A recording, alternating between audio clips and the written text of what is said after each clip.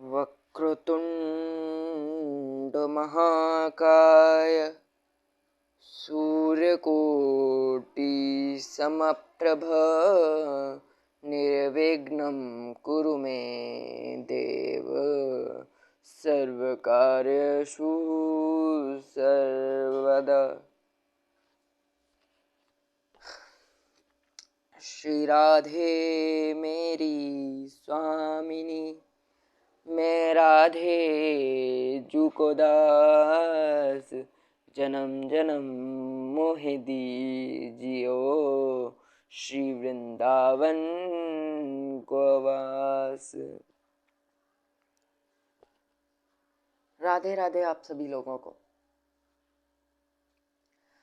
कल प्यारी सी श्री गोवर्धन लीला का हमने वर्णन सुना।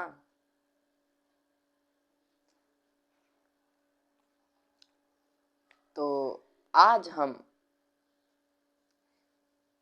भगवान की एक और प्यारी बाल लीला, गोपी वस्त्र हरण लीला, गोपी वस्त्र चोरी की लीला सुनेंगे। भगवान ने गोपियों के वस्त्र चुराए। भगवान ने गोपियों के वस्त्र क्यों चुराए? कई बार ऐसा प्रश्न आता है। तो भगवान ने गोपियों के वस्त्र चुराए उनको अनुचित से उचित के मार्ग पर लाने के लिए।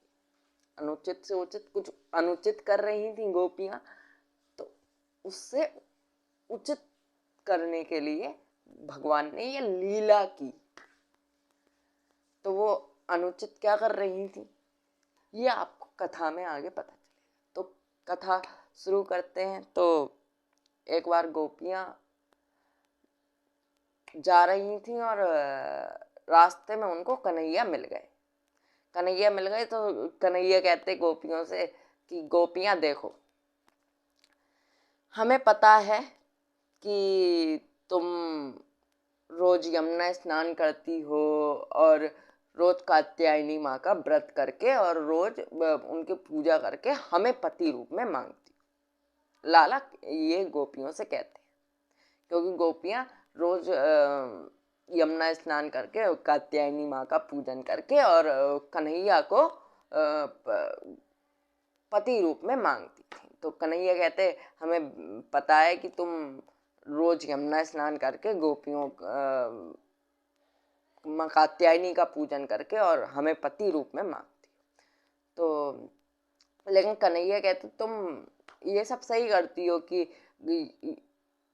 कात्यायनी माँ का पूजन करती हो और हमें पति रूप में मांगती हो, सब सही। लेकिन तुम जिस तरीके से यमुना में स्नान करती हो, वो स्नान करने की तुम्हारी जो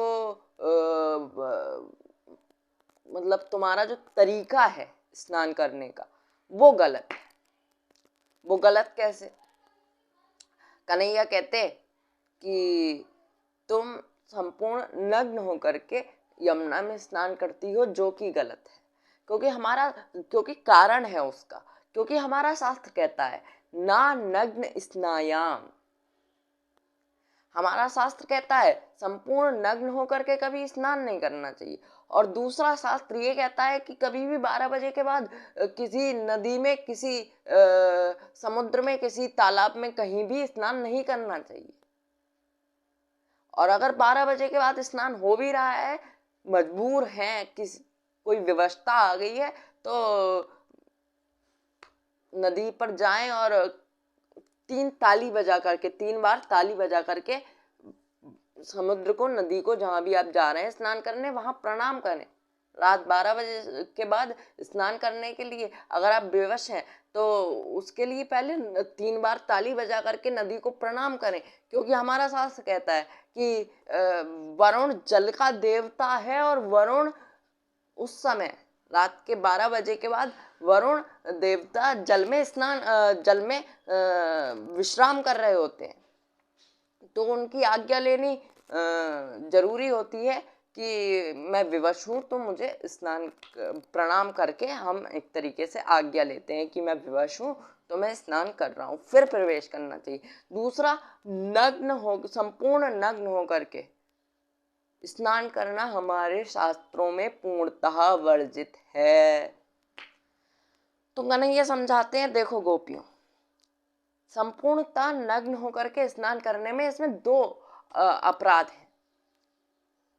एक तो तुम संपूर्ण नग्न होकर के स्नान करती हो, तो इसमें वरुण देवता का अपमान है, क्योंकि वरुण देव जल के मालिक हैं, जल के अधिपति हैं, तो वरुण देवता का अपमान है, वरुण देवता का अपमान है, ये धार्मिक अपराध है। एक दूसरा लौकिक अपराध है, भगवान कहते गोपियों से कि दूसरा लौकिक अपराध यह है कि मान लो तुम वस्त्र किनारे पर रख करके और यमुना जी में स्नान करने के लिए गई, और उधर से कोई मनचला व्यक्ति आया और उसने तुम्हारे वस्त्र लेकर के कहीं छुपा दिए, तो तुम कैसे बाहर निकलोगी, कैसे बाहर निकलोगी? तो हमारा शास्त्र भी कहता है और भगवान भी इस बात को कहते हैं कि स्नान करते समय कम से कम एक वस्त्र तो शरीर पर होना ही चाहिए। तो गोपियां कहती, हाँ बड़े आए पंडित जी हमें समझाने वाले, और 4 बजे कौन आए यमुना जी के तट पे, और हम तो ऐसे ही स्नान करेंगे। तो भगवान सोचे, मन में सोचे कि ये ऐसे तो ना ही समझेंगी, ये ऐसे तो ना समझन वाली, तो हम इन्हें लीला करके समझाएंगे। तो अब भगवान के लीला करने का समय आया। भगवान ने लीला ऐसी करी कि एक दिन गोपियां जो हैं वो यमुना स्नान के लिए सुबह सुबह आई, क्योंकि कात्यायनी माँ का पूजन होना था और वो स्नान करके कात्यायनी माँ का पूजन करती थी, तो स्नान करने के लिए आई। उधर से कान्हा हमारे लाला चोरी चोरी चुपके चुपके पहुंच गए, और जैसे ही गोपियां वस्त्र उतार करके नदी में प्रवेश किया, नदी में स्नान करने लगी, तो कन्हैया वस्त्र उठा करके, लाला वस्त्र उठा करके कदम्ब के पेड़ पर टांग करके और कदम्ब के पेड़ पर बैठ करके बांसुरी बजाने लगे। तो बांसुरी बजाने लगे। अब गोपियां जब स्नान करके मतलब संपूर्ण स्नान वगैरह हो गया, तो गोपियों ने सोचा अब चलो पूजन किया जाए। अब पूजन करने के लिए जब वस्त्र उठाने गई, वस्त्र धारण करने के लिए जब वस्त्र उठाने गई, तो उन्हें पता लगा वस्त्र तो है ही है ना, वस्त्र तो है ही नहीं, वस्त्र तो कहीं गायब हो गए। तो फिर एक तो संपूर्ण नग्न खड़ी है जल में, तो कैसे बाहर निकले? तो इधर उधर ऐसे ही जल में खड़ी होके, कंठ भर जल में खड़ी होकर के ऐसे ही देख रही हैं इधर उधर। तो एक गोपी की नजर गई कदम्ब के पेड़ पर। तो कदम्ब के पेड़ पर देखा तो वस्त्र टंगे हुए हैं और हमारे लाला वहां बैठ करके बंसुरी बजा रहे। तो गोपियां बोली, ए कान्हा, तुमने हमारे वस्त्र क्यों लिए? तो कान्हा कहते, कहा हमने कहा लिए वस्त्र, वो तो ऐसे ही उड़ के आ गए और टंग गए, जो है वृक्ष पर टंग गए, हमने तो लिए ही नहीं। तो गोपियां कहती, अच्छा तो तुमने हमारे वस्त्र क्यों लिए, और वस्त्र क्यों लिए, ऐसे करके डांट करके पूछती है। तो कान्हा कहते, हमने नहीं लिया, और वो ऐसे ही उड़ करके आ गए। तो पहले तो गोपियां कहती हैं हमारे वस्त्र दे दो लाला, ऐसे प्यार से बोलती हैं कि लाला हमारे वस्त्र दे दो, ऐसे अच्छी बात नहीं है वस्त्र लेना, वस्त्र दे दो। तो कहते कि मैं वस्त्र ना दे सकूं, मैं कैसे वस्त्र दे दूं, मैं कैसे वस्त्र दे दूं? कान्हा ये पूछते हैं गोपियों से। तो गोपियां कहती हैं ऐसे आप फेंक दीजिए और दे दीजिए, हम यहाँ खड़े खड़े और वस्त्र पहन करके बाहर आ जाएंगे। तो कान्हा कहते ये ना हो सके गोपियां, ये ना हो सके। तो गोपियां पहले तो खूब प्रार्थना करती हैं कि गोपियां कहती हैं भगवान गोपियां कहती हैं लाला हम तुम्हारी दासी हैं, जो कहोगे तुम जो कहोगे हम वो करेंगी हैं। तो कन्हैया कहते तुम जो हम जो कहेंगे तुम वो करोगी, तो एक काम करो, तुम एक एक करके गोपी बाहर आओ नदी से और अपने अपने वस्त्र लेकर के पहन लो। तो गोपियां कहती कि अगर हम बाहर ही आ सकते तो हम तुमसे प्रार्थना क्यों करते, अगर हम बाहर ही आ सकते तो हम तुमसे प्रार्थना क्यों करते कि तू दे दे वस्त्र, दे दे नीचे, दे दे फेंक दे। तो कान्हा कहते अब तो तुम ही बाहर आके और वस्त्र ले जाओ। तो गोपियां फिर कहती, गोपियां पहले तो खूब प्रार्थना करती हैं भगवान से कि दे दीजिए दे दीजिए, लाला से खूब प्रार्थना करी कि तुम जो कहोगे हम वो करेंगी, और मतलब तुम वस्त्र दे दो। पहले तो खूब प्रार्थना करी। फिर एक गोपी ने कहा बस बहुत हो गया, अगर लाला तेने वस्त्र ना दे तो हम तेरी शिकायत नंद बाबा से कर आएंगी। अब जैसे ही लाला ने ये सुना कि नंद बाबा से शिकायत करने की बात कर रही, वो कदम के पेड़ से नीचे आए और उन्होंने वस्त्र लौटा दिए गोपियों को, और गोपियों ने वस्त्र पहने और वो फिर बाहर आई। तो अब कई लोगों के मन में ये सवाल उठ रहे होंगे कि कान्हा ने माखन चुराया, कान्हा ने माटी खाई, कई तरीके की लीला की, कान्हा ने ब्रज की माटी का भोग लगाया, कई तरीके की लीला की, पर ये कान्हा ने वस्त्र, लाला ने वस्त्र काहे को चुराए? तो लाला ने वस्त्र जाई लिए चुराए, कान्हा ने वस्त्र जाई लिए चुराए कि पहले तो उन्होंने बातों से, लाला ने गोपियों को बातों से समझाने की कोशिश की कि ऐसे नग्न स्नान शास्त्रों में वर्जित है, तो एक तरीके से ये तुम पाप करती हो, ये मत करो। गोपियां मानी नहीं, तो उन्होंने लीला करके समझाया। वस्त्र उन्होंने कदम के पेड़ पर टांग लिए, जिसके बाद ये सारी लीला हुई और गोपियां समझ गईं। तो गोपियों को समझाने के लिए कन्हैया ने ये लीला की। अब कई लोग कहते हैं, कई लोग सवाल उठाते हैं कृष्ण लाला की, कृष्ण कन्हैया की कई लीलाओं पर लोग सवाल उठाते हैं, कन्हैया की कई लीलाओं पर लोग सवाल उठाते हैं कि ये कैसो देवता है, ये कैसा देवता है कि वस्त्र भी चुराता है गोपियों के, पर स्त्रियों के साथ नाचता भी है, ये कैसा देवता है? तो एक बात बता दूं मैं, रास क्यों किया, गोपियों के साथ कृष्ण ने रास क्यों किया, इसकी चर्चा तो हम आगे जब रास की कथा आएगी तब करेंगे। पर अभी कृष्ण ने वस्त्र क्यों चुराए और ये कैसा देवता है, इस सवाल का हम जवाब दे दें।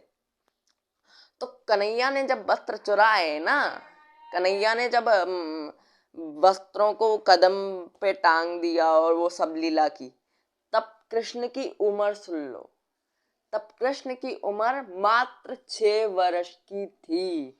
मात्र 6 साल के थे कन्हैया। और 6 साल के बच्चे में आप मुझे बताइए कौन सी काम वासना की भावना होती है, कौन सी, आप समझिए कि बुरे विचार उसके अंदर होते हैं, कौन से काम वासना की कौन सी भावना एक 6 वर्ष के बच्चे में होती है? आम बच्चे की बात ले लीजिए, कौन से 6 वर्ष के हम लोगों के, आम लोगों के बच्चों में कौन से 6 वर्ष के बच्चों में काम की भावना होती है, या कौन से वो लोग गलत विचारों को प्रवेश मन में होता है? होता है, नहीं होता है? नहीं होता है ना। 6 वर्ष के बच्चे में कोई काम वासना की भावना तो होती नहीं, आम लोगों की बात कर रहे हैं।